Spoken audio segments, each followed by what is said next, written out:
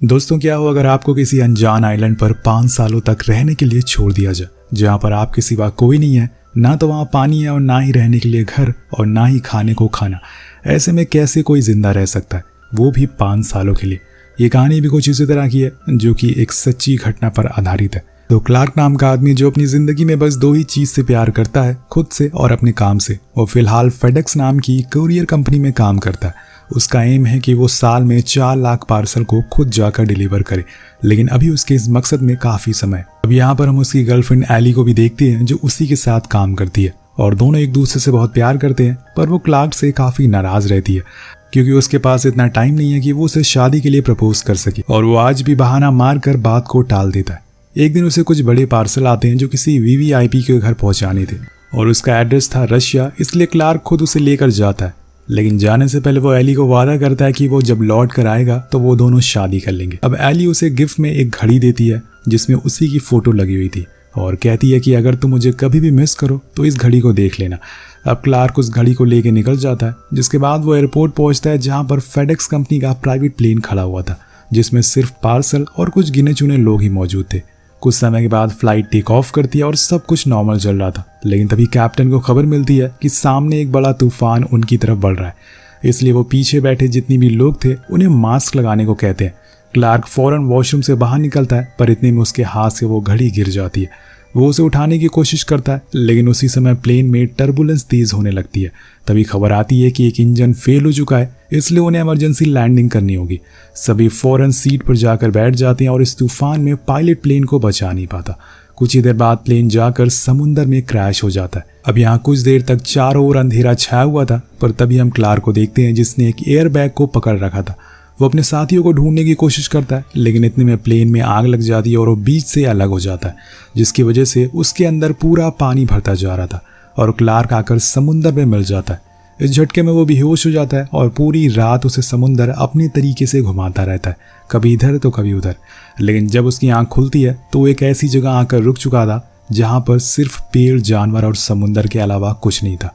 उसे कुछ समझ नहीं आता कि असल में वो करी तो करे क्या। वो आवाज लगाता है कि क्या पता आसपास कोई मौजूद है, लेकिन उसे ये पता नहीं कि वो जिस जगह पर खड़ा है वहां किसी इंसान का आना असंभव है। अब यहाँ वो सबसे पहले हेल्प का साइन बनाता है कि अगर कोई भी प्लेन या जहाज वहां से गुजरे तो उसे देख सके। इसके बाद वो अपनी एयरबैग के पास जाता है और उसे घसीट कर किनारे पर लाता है, और उसी में उसे वो वॉच भी मिलती है जो उसे एली ने गिफ्ट करी थी। उसे देखकर वो रोने लगता है, क्योंकि उसे अब ये नहीं पता कि आखिर वो कब तक यहाँ फंसा हुआ है। वो बस चंद ही घंटों में परेशान और डिमोटिवेट हो जाता है।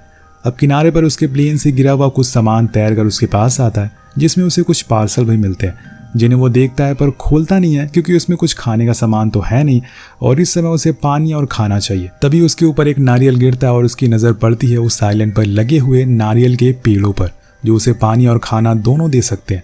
इसलिए वो सबसे पहले तो कुछ नारियल को तोड़ता है और उन्हें खाने की कोशिश करता है, पर वो इतने मजबूत होते हैं कि उसके अंदर पानी निकलता ही नहीं है। इसलिए वो उसे हर मजबूत जगह पर मारता है और तब जाकर उसे वो पानी पीने को मिलता है, जिसके बाद वो उसके अंदर के मीठे पदार्थ को भी खाता है और उसकी भूख मिटती है। यहाँ उसके दिमाग में आता है कि उसे कुछ ना कुछ तो करना ही पड़ेगा इस आइलैंड से बाहर निकलने के लिए, और इसीलिए उसे सबसे ऊपर वाली जगह पर जाना होगा, जहाँ से वो देख सके कि आसपास कोई शिप तो नहीं आ रही है।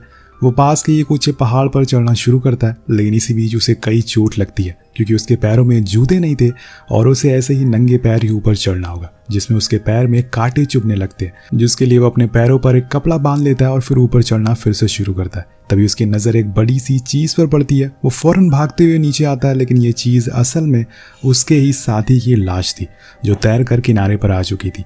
अब वो अपने साथी को वहीं किनारे पर दफना देता है, लेकिन उससे पहले वो उसके सामानों को निकाल लेता है जो उसी के काम आने वाले थे, जिसमें था एक टॉर्च, शूज़ और एक ब्लेड, जो कि बेहद ही छोटा था। अब वो उन जूतों को पहन लेता है जिससे कि उसे थोड़ी राहत मिल सके। अब अगले दिन जब वो सोकर उठता है तो देखता है कि जो हेल्प का साइन उसने बनाया था वो पानी की लहर की वजह से मिट चुका है। इसलिए वो इस बार ही कुछ लकड़ियों को इकट्ठा करता है और फिर उसे वहां पर हेल्प बनाता है, ताकि इस बार कोई भी लहर उसे मिटा ना सके। अब वो अपने लिए कुछ और खाने का इंतजाम करने के लिए जाता है, यानी कि मछली पकड़ने के लिए। लेकिन ये इतना आसान नहीं है अगर आपके पास कोई सामान ना हो उसे पकड़ने के लिए, क्योंकि पहली बात तो उसके पास कोई भी ऐसा शार्प टूल नहीं है, और दूसरी चीज़ कि वो ये काम पहली बार कर रहा है। वो आखिर में आकर हिम्मत हार जाता है और आकर सो जाता है। लेकिन उस रात उसके लिए एक उम्मीद आती है। कुछ दूरी पर उसे एक शिप गुजरता हुआ दिखाई देता है। अब वो उसे देखकर बहुत खुश होता है। वो फौरन उठता और चिल्लाना शुरू करता है, लेकिन इसका कोई फायदा नहीं था। तभी उसे वो टॉर्च का ख्याल आता है, लेकिन जब तक वो उसे साइन देता, वो इशारा करता, वो शिप वहां से जा चुका था और इसीलिए वो उदास होकर बैठ जाता है कि आखिर वो करे तो करे क्या। अगले दिन वो खुद को हिम्मत देने के लिए कुछ काम करता है ताकि वो खुद को इस आइलैंड पर जिंदा रख सके और अपने माइंड को डाइवर्ट कर सके। जैसे कि उसने नारियल में पत्तों में इकट्ठा हुए पानी को भर लेता है और फिर उसी नारियल को काट कर खा जाता है। उसे यहाँ फंसे हुए अब 6 महीने से ज्यादा का समय हो चुका है। तब से लेकर आज तक वो बस नारियल ही खा रहा है और पी रहा है, लेकिन अब वो ऐसे जी नहीं सकता। लेकिन ये जितना देखने में आसान लग रहा है वो उतना होता नहीं है। अब वो पहली लहर तो जैसे तैसे पार कर लेता है, लेकिन जब दूसरी बड़ी लहर आती है तो एयरबैग के साथ उसे भी पलट देती है और इसी चक्कर में उसे काफी चोट भी लग जाती है, जिससे कि उसे बहुत दर्द होता है, लेकिन वो कुछ कर नहीं पाता। उसे ये दर्द सहना ही पड़ेगा। वापस आने पर वो देखता है कि आज बहुत तेज बारिश हो रही है और उसके पास कोई छत नहीं है। यहाँ वो पहले तो अपने सामानों को ढकता है और एक गुफा में जाकर छुप जाता है। इस गुफा में भी पानी भरना शुरू हो गया था, लेकिन वो फिर भी पूरी कोशिश करता है कि यहाँ सो सके। अगले दिन जब उसकी आंख खुलती है तो वो उन पार्सल को खोलना शुरू कर देता है। क्या पता इसमें कुछ जरूरत का सामान मिल जाए। एक पार्सल में उसे एक स्केटिंग शूज मिलते हैं, जो कि वो पहनकर चल तो नहीं सकता, लेकिन हाँ वो इसके ब्लेड का इस्तेमाल कर सकता है, अपने कामों में यूज कर सकता है। वो ये बात भी उसे समझ आ जाती है और इसीलिए वो सबसे पहले उस ब्लेड से तो नारियल काटने की कोशिश करता है और पहले से अब उसे कम समय लग रहा था नारियल को तोड़ने में। इसके बाद वो अपने लिए कुछ शार्प टूल बनाता है ताकि वो मछली को पकड़ सके। इस बार वो पूरी तैयारी के साथ कुछ केकड़ों को पकड़ कर लाता है, लेकिन वो इन केकड़ों को कच्चा तो खा नहीं सकता और इसीलिए अब उसे आग जलानी पड़ेगी। और यही सोचकर उसे और गुस्सा आने लगता है कि आखिरकार उसे सुकून से कुछ खाने को कब मिलेगा। लेकिन वो फिर भी आग जलाने की कोशिश करना शुरू कर देता है, जिसके लिए वो एक लकड़ी को दूसरी लकड़ी पे घिसना शुरू करता है। अब आग जलाते हुए सुबह से शाम हो जाती है, लेकिन आग जलने का नाम ही नहीं ले रही थी। वो बड़ी ही देर तक उसे घिसता रहता है, जिसमें उसके हाथों में चोट भी लग जाती है और आखिर में आकर वो इतना इरिटेट हो जाता है कि वो सब कुछ सारा सामान उठाकर फेंक देता है। वो पूरी तरह से फ्रस्ट्रेट हो चुका था कि कोई भी काम उससे आसानी से क्यों नहीं हो पा रहा है। लेकिन कुछ देर शांत बैठने के बाद उसे फिर से थोड़ी हिम्मत मिलती है और वो दोबारा से कोशिश करता है। अब इस बार उसे यहाँ पर एक पार्सल में एक बॉल मिलती है, जिसके ऊपर उसका ही खून लगा हुआ था। वो उस बॉल पर एक स्माइली बना देता है और उसे अपना दोस्त बना लेता है ताकि उसे यहाँ अकेला फील ना हो। अब वो फिर से सारे सामानों को इकट्ठा करता है और अपने दोस्त से बात करते हुए फिर से आग जलाना शुरू करता है और इस बार उसकी मेहनत रंग लाती है। धीरे धीरे धुआं उठना शुरू हो जाता है और फाइनली आग जल जाती है। इसलिए कहते हैं कि कोशिश करते रहना चाहिए। अब उस रात क्लार्क खुद को किसी महाराजा से कम नहीं समझ रहा था। आज उसके पास बहुत कुछ है, एक दोस्त है, कुछ खाने का सामान है, वो भी पका हुआ, और पानी और एक आग भी। अब ये चीज वो चीख चीख कर सभी को बताता है, लेकिन उसके सामने यहाँ एक मुसीबत आ जाती है। जब अगली सुबह वो सोकर उठता है तो उसके अपने दांतों में कुछ दर्द महसूस होता है। ये दर्द उसे सालों से हो रहा था, लेकिन उसने अपने कामों की वजह से उसे टालता रहा। लेकिन अब जब वो यहाँ फंस चुका है तो ये दर्द उसे परेशान कर रहा है। आज का दिन उसके लिए बहुत ही तकलीफ भरा होता है, इसलिए रात में वो फैसला करता है कि वो इस दांत को तोड़ देगा, जिसके लिए वो उस शूज के ब्लेड की मदद लेता है और एक पत्थर की मदद से वो दांत को बाहर निकाल लेता है। अब इस चीज से उसे इतना ज्यादा दर्द होता है कि वो वहीं बेहोश हो जाता है और अगले पूरे 2 दिन बाद उसकी आंख खुलती है। अब यहाँ से कहानी 4 साल बाद आगे चली जाती है, पर यहाँ वो पिछले वाला क्लार्क नहीं रहा, वो पूरी तरह से बदल चुका है। उसने इन बीते 4 सालों में कई सारी मुश्किलों का सामना किया है, लेकिन अभी तक उसके दिमाग में बस एक ही चीज है, वो है यहाँ से बाहर कैसे निकले। हम उस जगह को भी देखते हैं जहाँ पर क्लार्क पिछले 4 सालों से रह रहा है। उसने अब मछली पकड़ना भी सीख लिया है, जिससे उसे खाने पीने में कोई दिक्कत नहीं होती और उसके पास उसका जो दोस्त, उसकी जो बॉल थी, उसमें से अब जड़ें निकलना शुरू हो गई है, जिससे आप अंदाजा लगा सकते हैं कि कितनी मुश्किलों से वो 4 सालों से जिंदा है। लेकिन उसके अंदर अभी भी एक उम्मीद है कि वो अपनी गर्लफ्रेंड के पास वापस जाएगा एक दिन। यहाँ क्लार्क ने उस बॉल का नाम मैक्सी रखा था और वो हर रात उसे एली के बारे में बातें करता है और कहता है कि उसे वो बहुत मिस करता है। जब वो बाहर जाता है तो देखता है कि वहां पर एक फाइबर की प्लेट आकर रुकी हुई है, जो शायद किसी शिप से बह कर आई हो। वो उसे लेके किनारे पे आता है और अपने दोस्त मैक्सी से पूछता है कि क्या ये हमारे किसी काम में आ सकती है, और तब उसे आइडिया आता है कि क्यों ना वो इसकी मदद से एक राफ्ट तैयार करे और यहाँ से बाहर निकल जाए। हालांकि उसने ऐसा पहली बार भी करा है, लेकिन उसे कामयाबी नहीं मिली, पर इस बार उसने ठान लिया था कि वो यहाँ से निकल कर रहेगा और उन लहरों को पार करेगा। वो सबसे पहले तो पेड़ों में आग लगाता है, जिससे कि उन्हें तोड़ने में आसानी होगी, और फिर उनकी लकड़ी को इकट्ठा करके एक जगह बांध बना लेता है, जिसके बाद वो उस फाइबर प्लेट को और राफ्ट के आगे लगा देता है, जो कि विंड ड्राइवर का काम करेगी। लेकिन इसमें समय लगता है क्योंकि उसके पास अभी और उसे मजबूती देने के लिए कुछ नहीं था। तभी उसके हाथ एक पार्सल लगता है, जिसके अंदर एक रील थी, जिसे खोलकर वो उस राफ्ट के आसपास बांध देता है, जिससे कि वो आसानी से खुल ना सके। अब इसके बाद वो उस राफ को पेंट भी करता है और जाने से पहले वहाँ एक बड़े से पत्थर पर लिख देता है कि मैंने इस आइलैंड पर पूरे 1500 दिन गुजारे हैं, जो किसी आम आदमी के लिए असंभव है।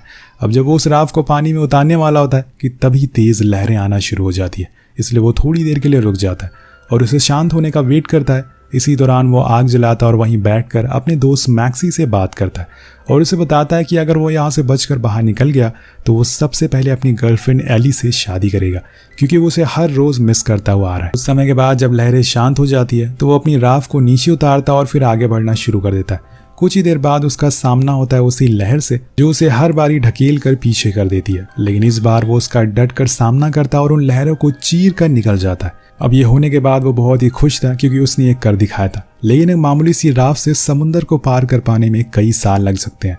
क्या पता इससे पहले उसका सामना किसी वेल से हो जाए या फिर शार्क से, लेकिन क्लार्क के अंदर अभी भी हिम्मत है आगे बढ़ने की। वो अपने साथ कुछ नारियल लेकर आया, इसमें वो तूफान में बरसे हुए पानी को इकट्ठा कर लेता है और सुबह को जाकर वो मछलियां पकड़ लेता है और ऐसे ही उसके कई दिन कट जाते हैं। लेकिन एक दिन जब वो सो रहा होता है तभी उसका दोस्त मैक्सी पानी में गिर जाता है और उसे दूर जाने लगता है और जब वो सोकर उठता है तो अपने दोस्त मैक्सी को अपने पास ना पाकर वो हैरान हो जाता है। वो फौरन पानी में कूद जाता है उसे बचाने के लिए, लेकिन मैक्सी अब उससे काफी दूर जा चुका था, इसलिए वो वापस राफ्ट पर आ जाता है। पर यहाँ वो बहुत रोता है क्योंकि 4 सालों तक उसके दोस्त मैक्सी ने उसका साथ दिया। उसके अलावा इन 4 सालों में उसका कोई भी दोस्त नहीं था और वो हमेशा उसे अपने साथ रखना चाहता था। अब क्लार्क रोते रोते सो जाता है, पर तभी उसके पीछे हम एक जायंट शिप को देखते हैं। जी हाँ, आपने सही सुना, एक शिप को। और इसी दिन का उसने 4 सालों से इंतजार किया था। वो उन्हें हाथ दिखाता है और आज उसकी किस्मत अच्छी थी। वो शिप वाले उसे देख लेते हैं और ऊपर खींच लेते हैं और बचा लेते हैं। अब कहानी 4 हफ्ते बाद शिफ्ट होती है। जब वो वापस अपने घर आता है तो चीज़ें बहुत बदल चुकी है। उसके ऑफिस के सभी लोग उसे मिलना चाहते हैं। वो अपने ऑफिस के डाइनिंग टेबल पर जाता है जहाँ पर सभी खाने पीने की चीज़ों को देखता है और उसे एहसास होता है कि इन चीज़ों के लिए उसने कितनी मेहनत करी थी और आज देखो ये चीज़ें उसके सामने रखी हुई हैं। उसके साथियों ने तो मान लिया था कि वो मर गया, लेकिन उसे ऐसा जिंदा देखकर वो सभी बहुत खुश थे। पर यहाँ क्लार्क को पता चलता है कि एली ने शादी कर ली है और उसकी एक बेटी भी है। अब ये जानकर उसका दिल पूरी तरह से टूट जाता है, इसलिए वो उसके घर पर उसे मिलने जाता है और यहाँ वो उसे वही वॉच, वो घड़ी वापस कर देता है जो उसने पिछले 4 सालों से संभाल कर रखी हुई थी। एली उसे जिंदा देखकर बहुत खुश थी, लेकिन अब चीजें पहले जैसी नहीं रही और इसीलिए क्लार्क वहां से जाने लगता है तो वो उसे उसकी कार की कीज वापस कर देती है जो उसने उसे गिफ्ट करी थी, जिसे लेकर वो वापस जाने लगता है। लेकिन तभी एली भागते हुए बारिश में बाहर आती है और उसे गले से लगा लेती है। वो अभी भी उससे बहुत प्यार करती है। उसने उसे बताया कि उसके घर वालों ने उसकी जबरदस्ती शादी करवा दी, पर उसे यकीन था कि वो एक दिन लौट कर जरूर आएगा। लेकिन क्लार्क कहता है कि वो नहीं चाहता कि उसकी वजह से उसका परिवार में कोई दिक्कत आए, उसका परिवार बिखर जाए। अब उसकी एक बेटी भी है, वो उसकी जिंदगी खराब नहीं करना चाहता और इसीलिए वो उसे अपनी लाइफ में वापस जाने के लिए कहता है और उदास मन के साथ अपने दोस्त के घर आ जाता है। वो उसे बताता है कि मैंने उस आइलैंड पर 4 साल बस इसी उम्मीद में बिता दिया कि जब मैं यहाँ से वापस जाऊंगा तो एली से शादी करूंगा, लेकिन अब तो उसने भी शादी कर ली है, इसलिए मेरा यहाँ रहना ठीक नहीं है। अब मैं दूसरे शहर शिफ्ट होने जा रहा हूँ, लेकिन उससे पहले मुझे एक काम करना है। जिसके बाद हम यहाँ क्लार्क को एक आखिरी पार्सल को डिलीवर करते हुए देखते हैं और उस पार्सल को उसने उस आइलैंड पर कभी खोला नहीं था और वो उसे लेकर अपने साथ यहाँ तक आया क्योंकि उसे यकीन था कि वो इस पार्सल को पहुँचा कर रहेगा। लेकिन जब वो उस घर में एंटर करता है जहाँ पर उसे पार्सल डिलीवर करना है तो वो पूरी तरह से खाली होता है, वहाँ कोई नहीं था और इसी वजह से वो एक नोट लिखकर उस पार्सल को छोड़ देता है कि इस पार्सल ने मेरी जिंदगी बचाई है। अब वो वापस जाने लगता है, लेकिन यहाँ पर उसे किस रास्ते पर जाना है वो कंफ्यूज हो चुका है, उसे समझ नहीं आ रहा है। वो वहीं रुक जाता है और तभी एक लड़की वहाँ ट्रक से आती है और उसे रास्ता बताती है, लेकिन उसके जाने के बाद क्लार्क उसके ट्रक को उसी रास्ते पर जाते हुए देखता है जहाँ से उसने पार्सल दिया था। वो समझ जाता है कि वो पार्सल उसी लड़की का है और ये देखकर वो स्माइल करता है, जिसके साथ ये कहानी यही खत्म हो जाती है। वेल दोस्तों, ये एक बहुत ही अमेजिंग सर्वाइवल मूवी है जो आपको बहुत कुछ सिखा जाती है। आपको कहानी कैसी लगी नीचे कमेंट करके जरूर बताएगा। मिलते हैं अगली वीडियो में। Peace out.